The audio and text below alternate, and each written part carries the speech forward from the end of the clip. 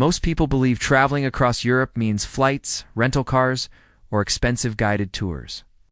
I believe that too, because that's what we're taught, that without a car, Europe is confusing, slow, and impossible to navigate. But after crossing countries like Switzerland and Italy using nothing but public transport, I realized something uncomfortable. Europe isn't built for cars. It's built for people who understand the system, miss that system, and travel feels chaotic, missed connections, wasted money, constant stress, but understand it. And Europe becomes faster, cheaper, and shockingly smooth. So I decided to push it further. No car, no flights, just trains, buses, and local connections to see if Europe really works the way people claim it does. What I discovered didn't just change how I travel. It completely rewired how I see Europe. The biggest lie about traveling Europe is that it's complicated. Too many rules, too many borders, too many languages. That belief scares people into shortcuts.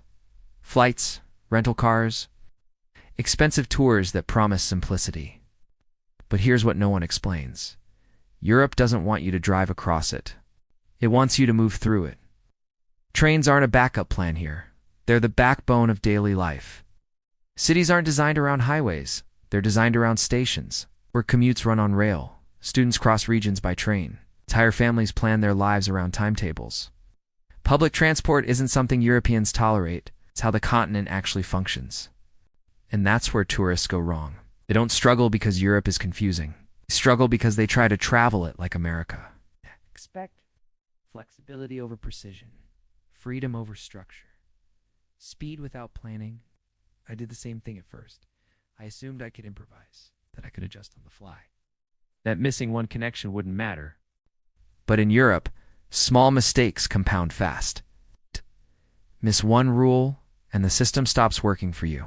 Ignore one unspoken norm, and suddenly everything feels harder. Learn that the hard way, and that misunderstanding nearly ended this entire journey before it truly began. My first real test didn't happen on a mountain pass or at a border crossing. It happened on a platform. A connection I thought was close enough. One delayed train, one tight transfer. One assumption that the system would adjust for me. It didn't. I stepped onto the platform just in time to see my next train pull away. Doors closed, screens updated. And suddenly, I wasn't traveling across Europe anymore. I was stuck. No English announcements.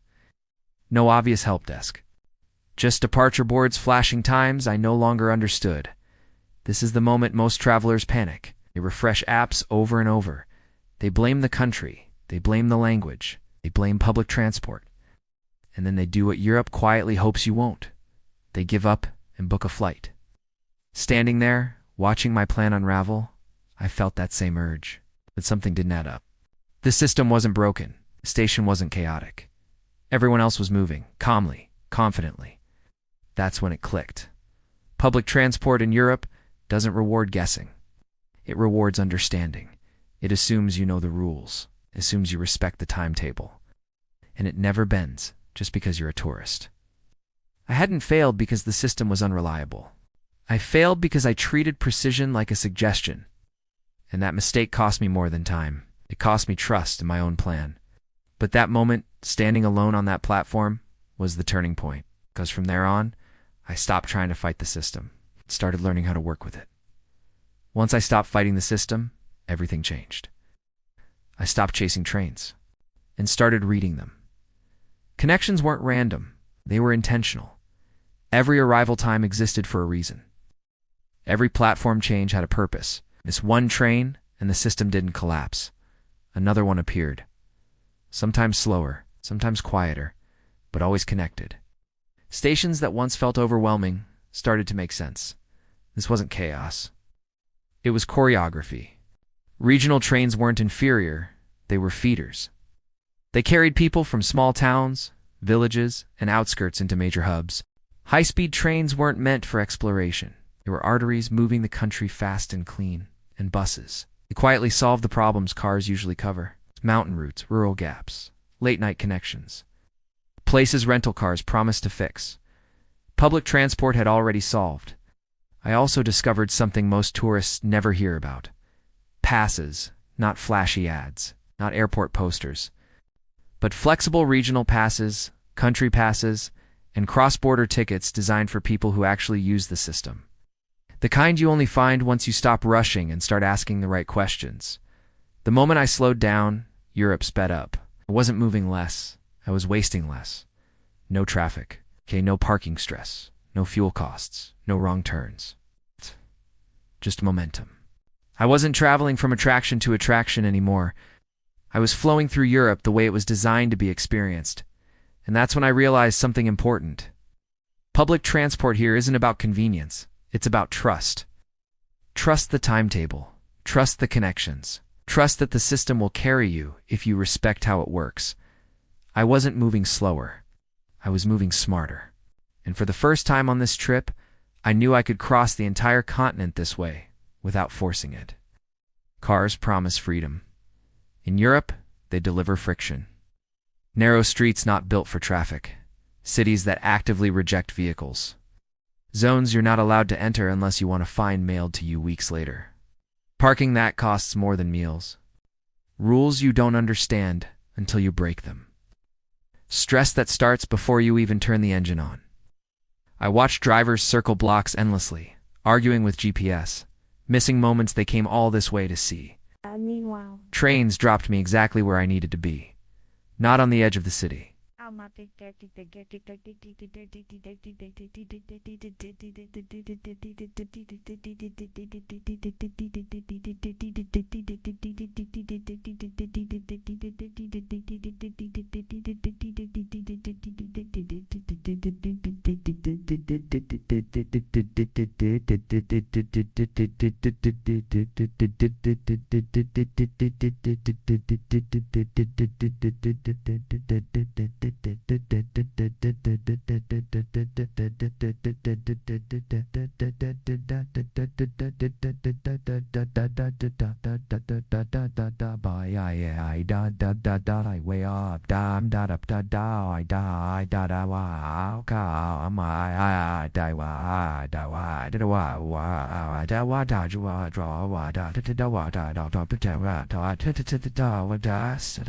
Old towns, cafes, markets, church bells.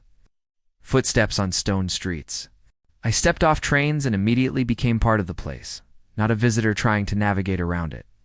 No parking, no backtracking, no checking mirrors, just movement. Something else happened. Without a car, my brain finally relaxed. I wasn't scanning signs. I wasn't calculating routes. I wasn't worried about breaking invisible rules. I could look up, out windows, across valleys, through neighborhoods you never see from highways. Public transport didn't rush me, it paced me. It gave me moments to think, to observe, to actually travel. Ironically, I arrived faster. Not in distance, but in presence. Cars isolate you. Public transport connects you.